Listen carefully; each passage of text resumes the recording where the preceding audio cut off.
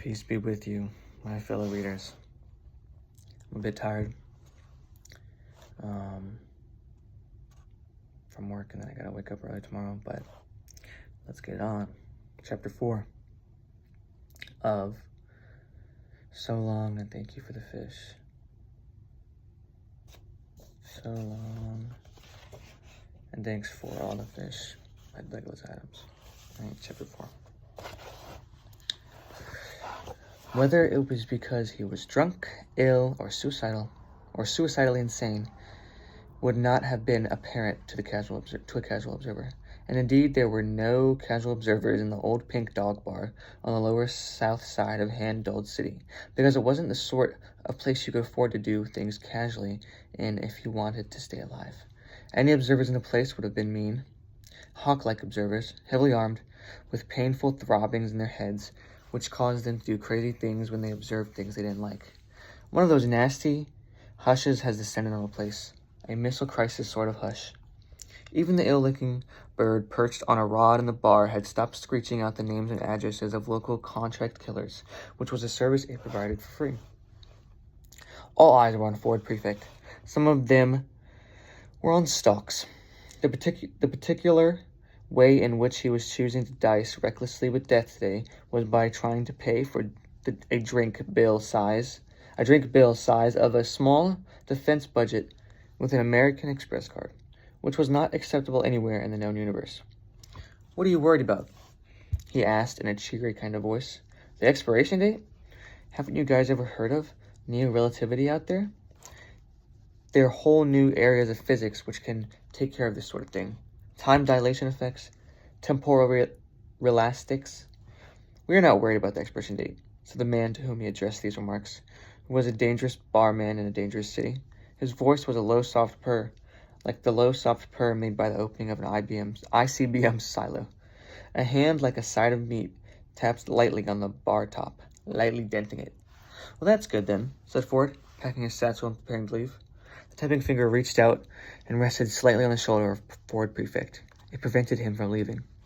Although the finger was attached to a slab-like forearm, and the hand was attached to a club-like forearm, the forearm wasn't attached to anything at all, except in the metaphorical sense that it was attached by a fierce dog-like loyalty to the bar which was its home. It had previously been more conventionally attached to the original owner of the bar, who on his deathbed had unexpectedly bequeathed it to medical science. Medical science had decided they didn't like the look of it, and had bequeathed it right back to the old Pink Dog Bar. The new barman didn't believe in the supernatural or poltergeist or anything kooky like that. He just knew a useful ally when he saw one. The hand sat on the bar. It took orders. It served drinks. It dealt murderously with people who behaved as if they wanted to be murdered. Ford Prefect sat still. "We're not worried about the expiration date," repeated the barman, satisfied that he now had Ford Prefect's full attention. "We are worried about the entire piece of plastic." "What?" said Ford Prefect. He seemed a little taken aback. "This," said the barman, holding out a card as if it were a small fish whose soul had 3 weeks earlier winged its way to the land of where fish are eternally blessed. "We don't accept it." Ford wondered briefly whether to raise the fact that he didn't have any other means of payment on him, but decided for a moment to soldier on. The dismembered hand was now grasping his shoulder tightly, but firmly between its fingers and thumb. "But you don't understand," said Ford, his expression slowly ripening from a little taken abackness into rank incredulity.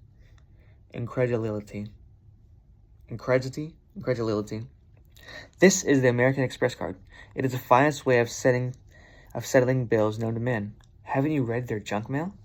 The cheery quality of Ford's voice was beginning to grate on the barman's ears. It sounded like someone relentlessly playing the kazoo during one of the more somber passages of a war requiem. One of the bones in Ford Prefect's shoulder began to grate against another one of the bones in his shoulder in a way that suggested the hand had learned the principles of pain from a highly skilled chiropractor. He hoped he could get this business settled before the hand started to grate one of the bones in his shoulder against any of the bones in different parts of his body. Luckily, the shoulder he was holding was not the one he had his satchel slung over. The barman slid the card back across the bar at Ford. "We have never," he said with muted savagery, "heard of this thing." This was hardly surprising.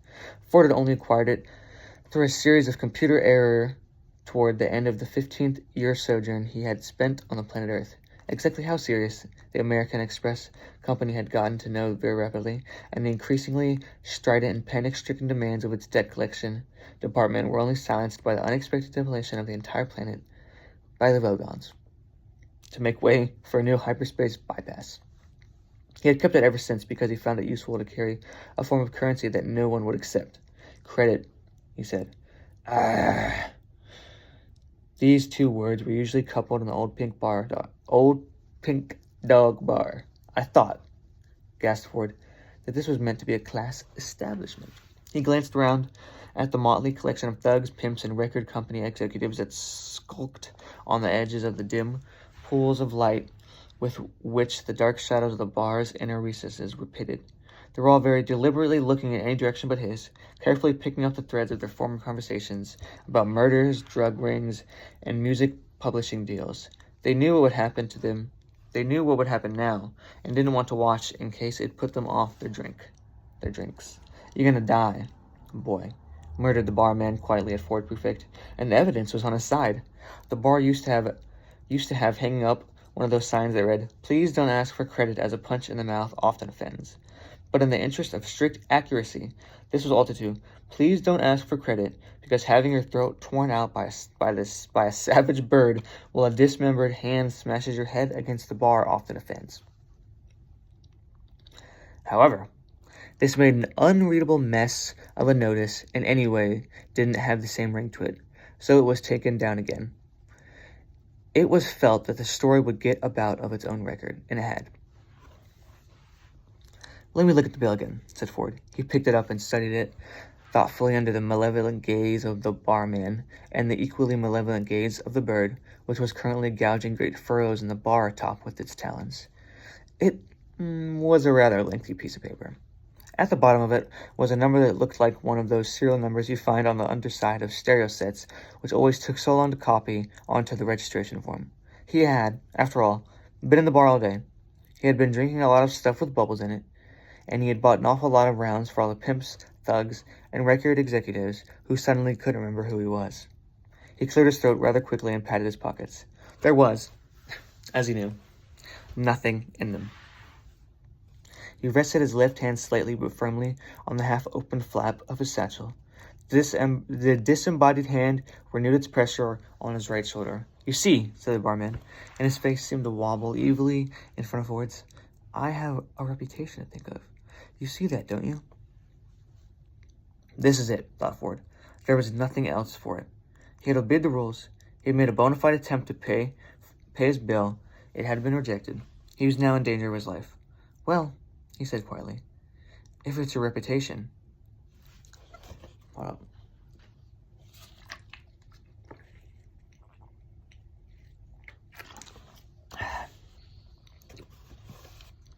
Resuming. "If it's your reputation." With a sudden flash of speed, he opened his satchel and slapped down on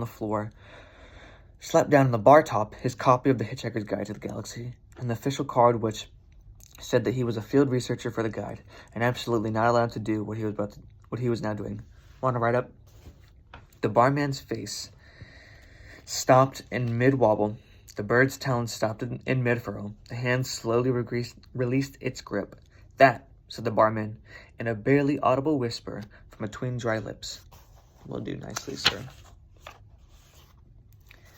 And that is the end of chapter 4. I think we will stop there today. That was around 4 pages. Not very long, but I am very tired. So, got the book. That was So Long. Thanks for All the Fish. Chapter 4 by Douglas Adams. Good afternoon, good morning, and good night. Peace be with you. I hope you're enjoying the book so far.